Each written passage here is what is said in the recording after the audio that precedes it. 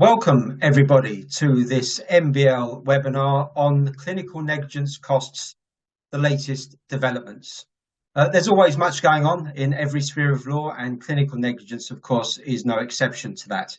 I have got quite a lot to cover today, and those who haven't seen one of my webinars, Learn Live sessions, or indeed face-to-face seminars before, there is a slide just with my background. Just a quick recap on me. I've been in the law now 40 years this year, and during that time I've practiced predominantly for the first half of my career as a litigator, doing personal injury and clinical negligence litigation, then moving sideways, if you like, into legal costs, and then dealing with bills of costs predominantly on PI and clin neg, and then becoming a partner in a regional law firm, managing 3 offices, and then joining a top 50 law firm and setting up their offices around the UK.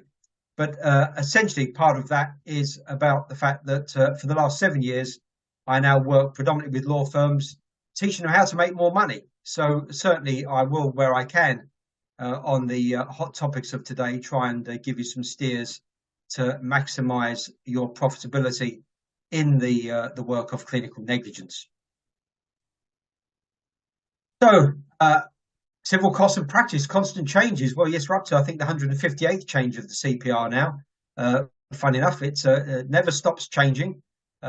Lots of things we've had to cope with, particularly since the pandemic in practice.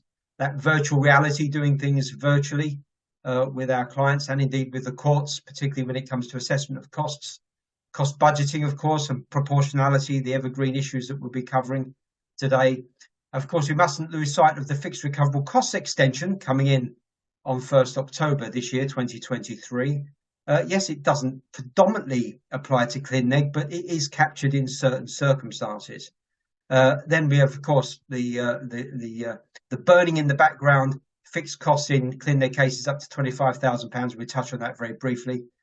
Digitisation of the civil court system, online courts. Well, yes, we are becoming much more digitally savvy in our work that we do, regulatory challenges, of course, and constant competition and innovation in the marketplace.